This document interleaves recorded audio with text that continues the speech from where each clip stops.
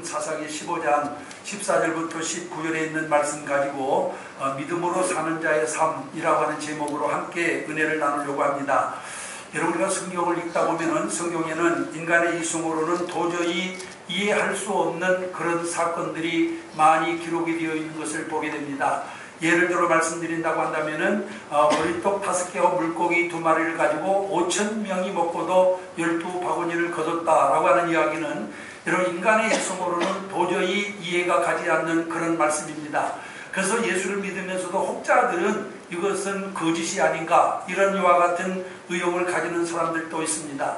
그뿐만이 아닙니다. 죽은 지 나흘이나 되는 나사로가 배로 동인 채 살아 나왔다라고 하는 사실도 인간의 이성으로는 도저히 이해가 되지 않는 그런 이와 같은 이야기입니다. 그러나 성경은 분명히 우리에게 여러분, 나사로가 다시 회생했다라고 이와 같이 말씀해 주고 있는 것을 볼 수가 있습니다. 여러분, 이와 같은 사실들을 우리가 어떻게 이해해야 될 것이고, 또 이와 같은 사건들을 우리가 어떻게 받아들여야 될 것인가 라고 하는 사실은 여러분, 우리에게 있어서 큰 과제가 아닐 수가 없습니다. 그러나 여러분, 믿음이라고 하는 것은 모든 인간의 이성을 초월하고 과학도 초월하고 또한 자연도 초월하게 되는 것을 믿으시기를 바랍니다. 만약 여러분, 우리가 신앙이 아니면 과학이나 혹은 아니면은 또한 자연의 어떤 영역의 지배를 받는다라고 한다면은 그것은 여러분 이미 신앙이라고 할 수가 없습니다. 신앙은 초자연적이고 신앙은 초과학적이라고 하는 사실을 우리가 분명히 기억을 해야 될 줄로 믿습니다.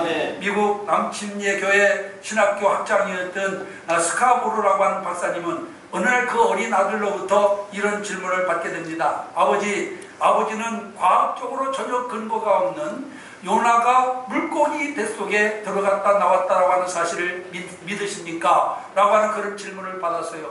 그러니까 이 스카보르 박사님은 그 어린아이를 자기 무릎 가까이 불러놓은 다음에 그에게 이런 말을 했다고 합니다. 나는 물고기가 요나를 삼켰다라고 하는 사실을 믿는다. 뿐만 아니라 만약 성경에 하나님의 능력으로 요나가 큰 물고기를 삼켰다고 기록되었다 하더라도 나는 그것을 믿을 것이다. 왜냐하면 전능하신 하나님이 하시는 일이라고 한다면 못할 것이 무엇이 있겠느냐라고 이렇게 대답을 해 주었다라고 하는 것입니다. 여러분, 우리는 하나님을 나와 같은 하나님으로 생각하기 때문에 내가 하지 못하는 것은 하나님도 하지 못하고 내가 할 수 없는 일은 하나님도 할 수 없는 것처럼 생각하지만은 여러분, 하나님은 전지전능하신 분이십니다. 저 하늘과 이 땅을 지으신 전능하신 분이라고 하는 사실을 믿으시기를 바랍니다. 여러분, 신앙은 과학을 반대하지 않습니다. 그러나 신앙은 과학을 초월합니다. 여러분, 신앙은 초과학의 세계까지, 아니 초자연적인 영역까지 다루고 있는 것을 볼 수가 있습니다. 신앙의 초자연적인 영역을 모두 제거한다고 한다면 그것은 여러분 이미 신앙이라고 할 수가 없는 것입니다. 오늘 여러분들에게 봉독해드린 본문의 말씀에 보면은 인간의 이성으로 이해하기 어려운 내용이 여기도 소개되고 있는 것을 보게 됩니다. 그것은 삼손이 당나귀 턱뼈 하나로 블레셋 사람 1,000명을 쳐 죽이고 승리를 거두었다라고 하는 그런 이야기입니다. 그런 여러분, 당나귀 턱뼈 하나로 블레셋 무장한 군사 1,000명을 죽이고 난 다음에 여러분 얼마나 감격했던지 그는 목청껏 하나님을 찬양하다가 그만 지쳐서 목이 마른 상태가 되었습니다. 삼손은 그것을 견디지 못하여 하나님께 부르짖게 되었고 하나님께서는 그 자리에서 샘이 솟게 만들어서 이 삼손으로 하여금 여러분 또한 새로운 용기를 가질 수 있도록 만들어 주었다라고 하는 것이 오늘 본문의 내용임을 우리가 분명히 알 수가 있습니다. 여러분, 당나귀 턱뼈 하나로 무장한 블레셋 사람 1,000명을 쳐 죽인 것도 이해하기 어려운 사건이고, 또 하나 그가 목이 마른데 어젯밤 갑자기 우묵한 곳을 터뜨려 샘이 솟아나서 그로 하여금 그 물을 마시고 갈증을 면하게 했다라고 하는 사실도 여러분 우리가 인간적으로는 이해하기가 어려운 말씀입니다. 그러나 그 모든 일을 하나님이 하신 줄로 믿습니다. 전능하신 하나님은 능치 못함이 없음을 우리는 분명히 기억을 해야만 될 줄로 믿습니다. 그러므로 오늘 우리는 이 말씀을 통해서 믿음으로 사는 사람은 어떻게 살아야 될 것인가 라고 하는 것을 함께 살펴보면서 은혜 받기를 원하는 것입니다. 여러분은 믿음으로 사는 사람은 어떻게 살아야 될까요? 오늘 본문을 통해서 우리가 살펴보면은 첫째로 예배를 통해 하나님과 결속된 삶을 살아야 될 줄로 믿습니다. 여러분, 신앙이라고 하는 것이 무엇입니까? 신앙이란 한마디로 말씀드리면 예배를 통해서 하나님이 부어주시는 능력을 받는 것인 줄로 믿습니다. 우리가 고린도후서 4장 7절을 보면 우리가 이 보배를 질그릇에 가졌으니 이는 능력의 심이 큰 것이 하나님께 있고 우리에게 있지 아니함을 알게 하려 함이니라 하고 말씀하고 있습니다. 무슨 뜻입니까? 모든 능력이 하나님께 있다라고 하는 말씀입니다. 여러분, 능력의 원천은 사람에게 있는 것이 아니라 오직 하나님께 있다라고 하는 말씀인 것입니다. 오늘 본문 14절 15절을 보십시오. 삼손이 네이의 이름에 블레셋 사람이 그에게 마주 나오며 소리 지르는 동시에 여호와의 신의 권능이 삼손에게 임함에 그 팔 위에 줄이 불탄 삼과 같아서 그 결박되었던 손에서 떨어진지라. 삼손이 나귀의 새 턱뼈를 보고 손을 내밀어 취하고 그것으로 1,000명을 죽이고 라고 여기 기록되어 있는 것을 보게 됩니다. 여러분, 여기서 중요한 구절이 무엇입니까? 여기서 중요한 구절은 여호와의 신의 권능이 삼손에게 임을 기억하시기를 바랍니다. 여러분, 이 말씀의 의미를 신약적으로 표현한다면 성령의 능력이 삼손에게 임했다라고 하는 말씀인 것입니다. 그랬더니 그 두 팔을 묶고 있던 보승줄이 불에 탄 시로라기 같이 끊어져 버리고 그 주위를 둘러보니 나귀 턱뼈가 하나 있어서 그것을 가지고 삼손이 블레셋 사람 1,000명을 저 죽였다라고 이와 같이 말씀하고 있는 것을 볼 수가 있습니다. 여러분, 어떻게 그렇게 할 수 있었을까요? 하나님의 능력이 그에게 임하였기 때문이라고 성경은 말씀하고 있음을 기억하시기를 바랍니다. 그러면 어떻게 해야 하나님의 능력이 우리에게 임할 수 있을까요?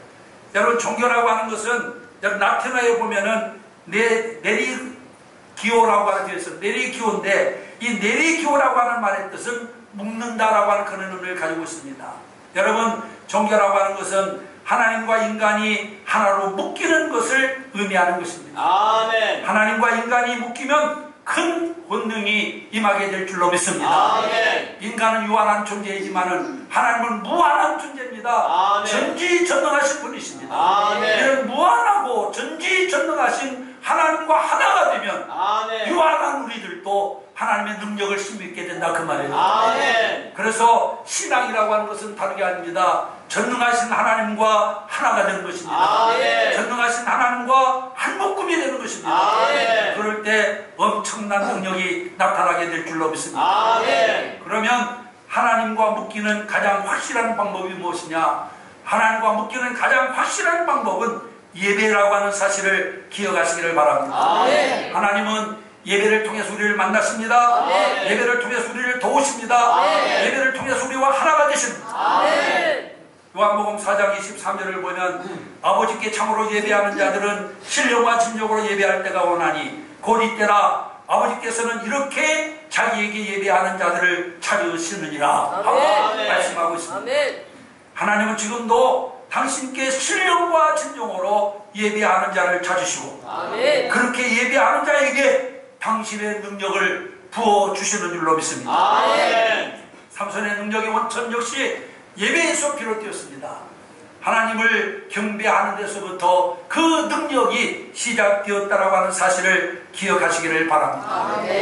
티모시 드와이트라고 하는 사람이 있습니다. 그는 미국의 제1차 대각성운동을 일으켰던 조나단 에드워드의 외손자이며 찬송가 246장을 친히 작사 작곡한 사람입니다. 그가 살던 19세기 초반은 미국 전체가 신앙적인 위기를 겪고 있을 때였습니다. 특별히 미국의 동부 대학들을 중심으로 해서 좋은 대학들이 하나님을 무시하고 자유주의적인 그런 영향으로 불신에 빠지는 그런 시대였어요. 사람들은 자연히 말씀을 떠나게 되었고 가슴은 메말라 들어가기 시작했습니다. 결과 신앙은 완전히 초토화되어 버리고 말았어요.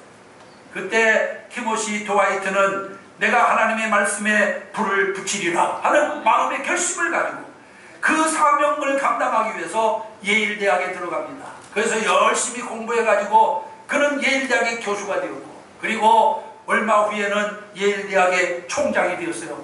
그래서 총장이 된 티모시 드와이트는 하나님의 말씀을 통해서 예일에 대한 모든 학생들의 가슴에 불을 붙이기 시작을 합니다. 그의 설교를 듣는 많은 젊은이들이 가슴이 불이 붙기 시작합니다. 그러자 영적인 부흥이 일어나기를 시작했습니다. 식었던 신앙이 다시 불처럼 뜨거워지기 시작했습니다. 아멘. 이로 인하여서 놀라운 영적인 부흥이 다시 그 지역에 일어나게 되었던 것을 보게 됩니다.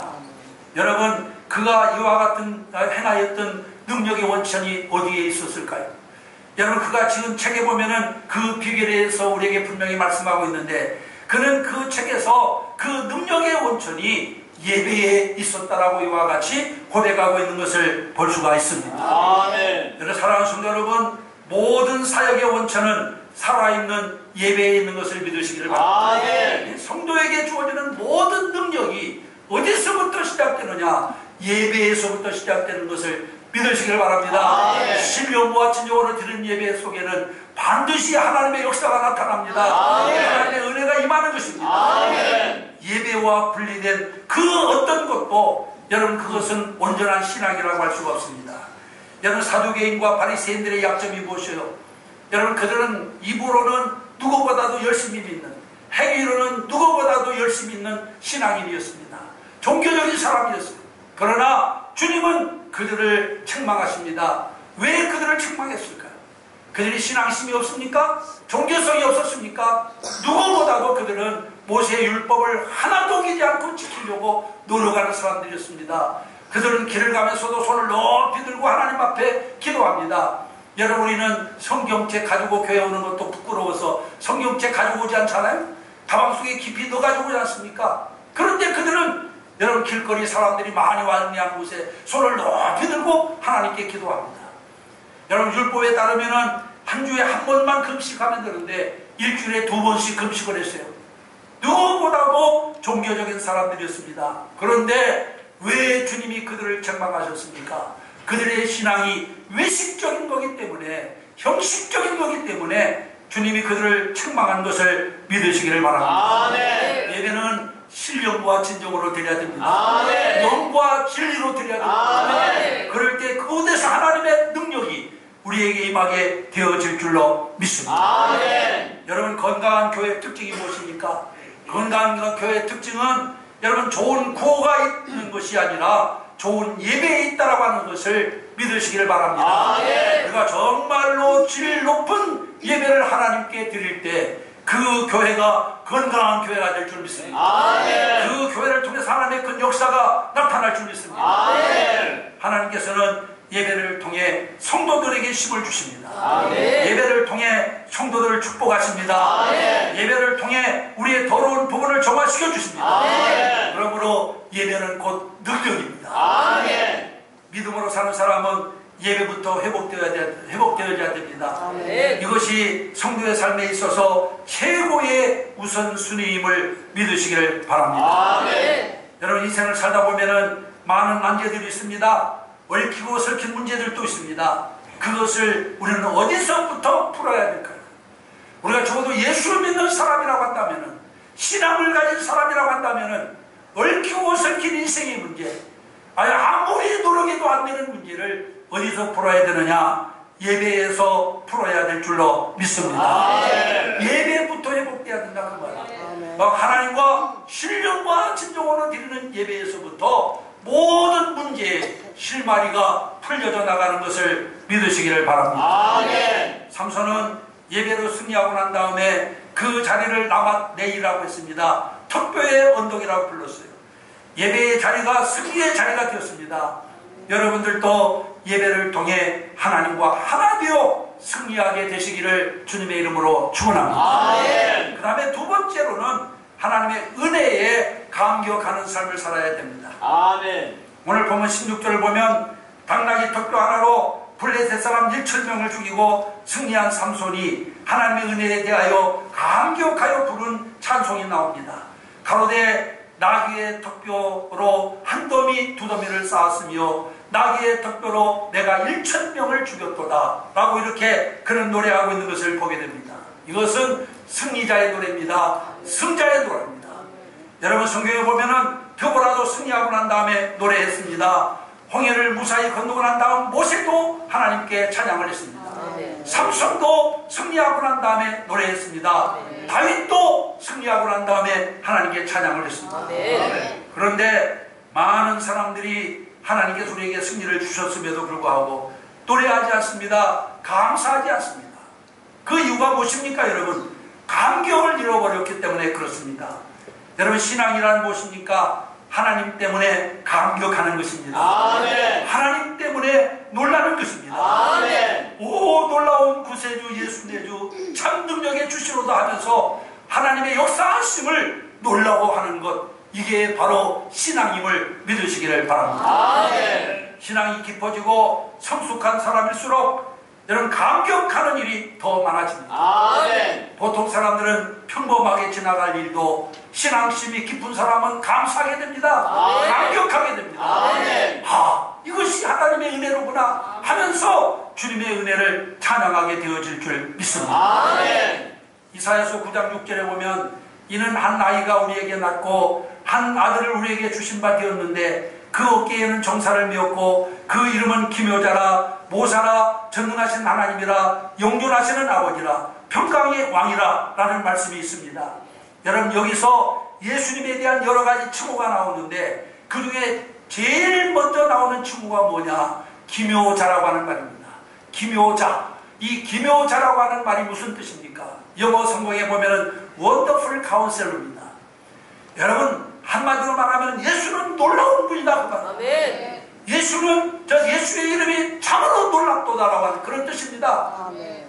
여러분, 그러면 우리가 주님의 은혜 가운데 살면 매 순간 놀라움과 감격을 금치 말아야 될 줄로 믿습니다. 아멘. 예수 때문에 감격해야 된다. 아멘. 예수 때문에 깜짝깜짝 놀라야 된다. 아멘. 그런데 우리는 하나님께로부터 엄청난 은혜를 받았는데도 감격이 없어요. 놀라움이 없어요.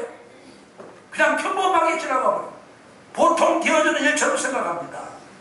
그러나 여러분, 오늘 본문에 보면 삼손은 그렇지 않았어요. 하나님의 은혜를 감격했습니다. 아멘. 이건 모세도 마찬가지입니다. 모세도 하나님의 영광을 보았습니다.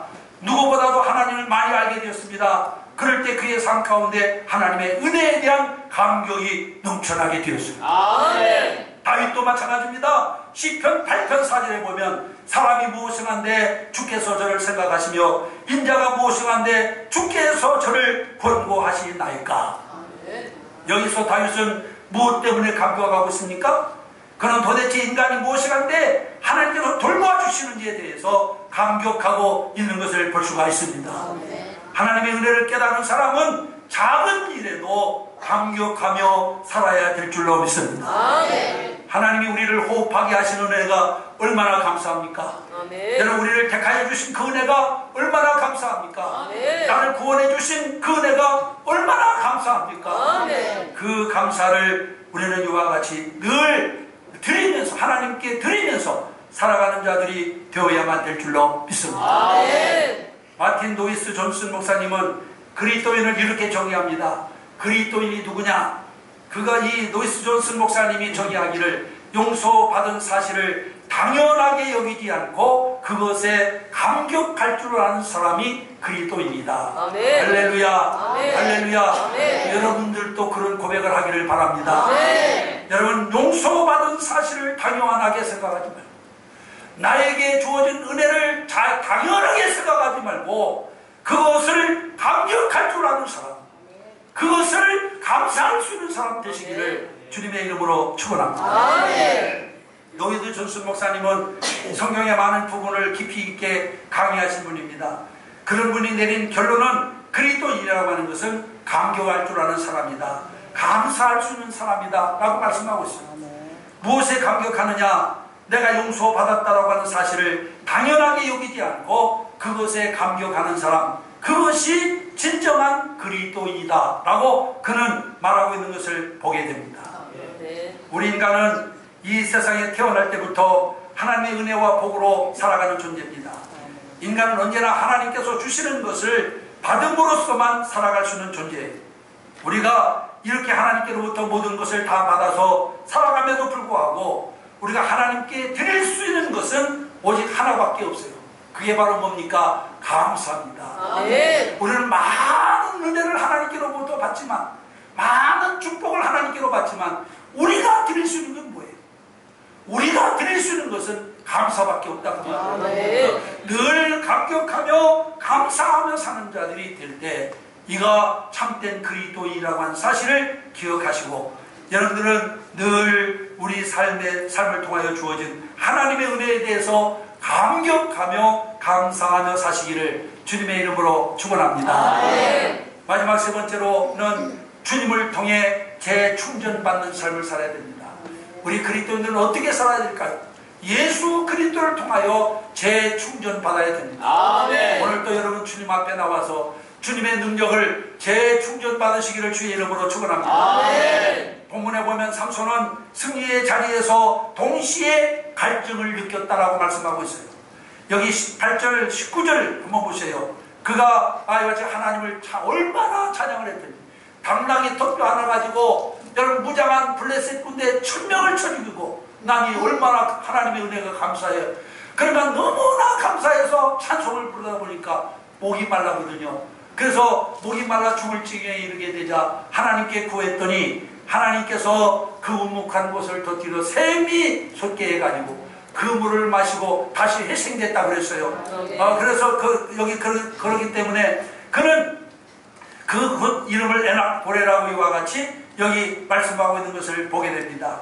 여러분 우리가 성경에 보면은 열왕기상 19장에도 엘리야가 갈멜산에서 대성을 거두고 난 다음에 노뎀나무 아래서 죽기를 구하는 장면이 나옵니다.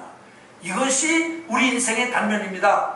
그러므로 우리는 승리한 그 자리에서 승리에 취해 있기보다는 다시 한번 재충전받는 자들이 되어야 될 줄 믿습니다. 아멘. 우리는 한번 은혜 받고 난 다음에 그 다음에는 재충전을 받지 못합니다. 그래서 맨날 그때 받은 은혜만 이와 같이 또 해고하면서 그것만 생각하면서 살아가는데 우리는 여러분 한번 은혜 받았다고 해서 그것으로 족하게 여기면 안 됩니다. 그러면 바로 여러분 또한 목마름이 오게 되고 바로 절망이 찾아온다라고 하는 것을 기억하시기를 바랍니다.